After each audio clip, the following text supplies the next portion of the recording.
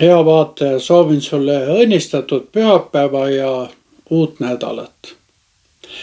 Me kõik oleme kokku puutunud sündmustega, mille kohta ütleksime uskumatu. Kas see tõesti sai nii juhtuda? Tänane evangeelium räägib meile aga Jeesuse õpilasest Toomasest. Teda isegi nimetatakse vahel uskmatuks. See, mis temaga juhtus, oli tõesti uskumatu. Aga kuuleme, kuidas sellest sündmusest räägib evangelist Johannes oma evangeeliumi 20. peatükis 24. kuni 31. salmini. Aga Toomas, keda nimetatakse kaksikuks, 1:12, ei olnud nendega, kui Jeesus tuli. Teised jüngrid ütlesid nüüd talle, meie oleme näinud issandat. Aga tema ütles neile, kui ma ei näe tema käte seest naelajälgi ning ei pista oma sõrme naelte asemeisse ega oma kätt tema külje sisse, ei usu ma mitte. Ja 8 päeva pärast olid ta jüngrid taas kodus ja Toomas nendega. Uksed olid lukus, aga Jeesus tuli, jäi seisma nende keskel ja ütles, rahu teile.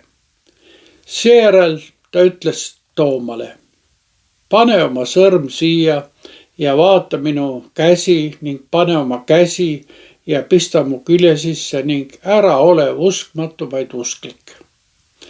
Toomas vastas talle, minu issand ja minu Jumal. Jeesus ütles talle, kas sa usud seepärast, et sa oled mind näinud? Õndsad on need, kes ei näe, kuid usuvad. Jeesus tegi jüngrite ees veel palju muid tunnustähti, mida ei ole sellesse raamatusse kirja pandud, aga need on kirja pandud, et te usuksite, et Jeesus on Kristus, Jumala poeg ja et teil uskudes oleks elu tema nimes. See on Jumala sõna ja püha evangeelium. Kõigepealt me kuulsime, et Toomas ei olnud kohal, kui Jeesus oma õpilastele esimest korda ilmus. Ja kui teised rääkisid, et nad on issandat näinud, vastas ta, kui ma ei näe tema käte sees naelajälgi ning ei pista oma sõrme naelte asemeisse ega oma kätt tema külje sisse, ei usu ma mitte. Need on tõesti karmid, aga ausad sõnad. Need sõnad näitavad, et kahtlus võib olla osa meie usule tuleku teekonnast.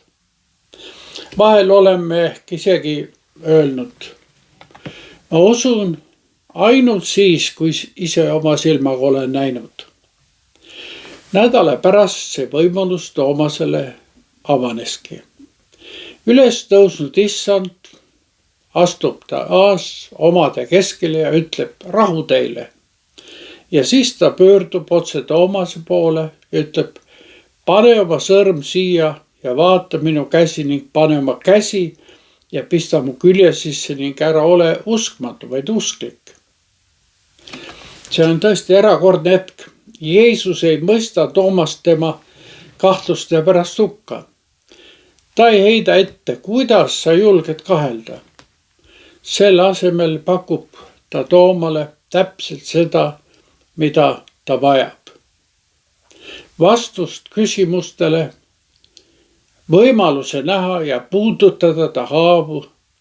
See on Jumala arm, mis ei heida meid meie nõrga usu tõttu kõrvale, vaid tuleb meile vastu. Ta pakub meile usu kinnituseks märke ja tunnustähti ja suurim neist on ennast ohverdava armastuse märk ristilt. Sellel järgneb üks piibli kesksemaid usutunnistusi. Minu issand ja minu Jumal. Selles tunnistuses peegeldub Toomase usaldus nähtu ja kogetu vastu. See usaldus kasvab välja Jeesuse armust ja alastusest Tooma vastu. Kuid Jeesus lisab veel midagi. Kas sa usud seepärast, et sa oled meid näinud? Õndsad on need, kes ei näe, kuid usuvad. Need sõnad on meile. Me ei saa Jeesust enam füüsiliselt puudutada, kuid ta kutsub meid usaldama tema tõotusi. Evangelist Johannes lõpetab selle sündmuse sõnadega, aga need sündmused on kirja pandud, et te usuksid, et Jeesus on Kristus, Jumala poeg ja et teil uskudes oleks elu tema nimes. See on tänase sõnumi kese. Usk ülestõusnud issandasse toob elu, ülevoolav elu. See ei ole pelgalt mingite faktide tunnistamine, vaid elav osadus ülestõusnud issandaga. Ja vaataja, Tooma lugu õpetab meile, et kahtlused ei tee meist ei halbu ega häid kristlasi.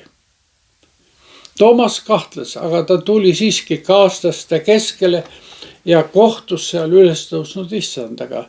Ja see oli juba Jumala arm, mis talle ilmus. Jeesus tunneb sinu ja minu südant, ta teab, mida me vajame ja vastab vastavalt meie vajadustele. Kuid tõsi on ka see, et meie usk ei alga alati suurejooneliste ilmutustega. Vahel kasvab see vaikselt läbi pühakirja tunnistuste, läbi koguduse osaduse ja argielu sündmuste. Üks on aga selge. Jeesus ütleb meile kõigile, ära ole uskmatu, vaid usklik. Palvetagem.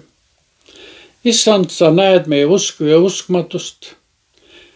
Ole meie vastu armuline. Aita meid usus kasvada ja juurduda.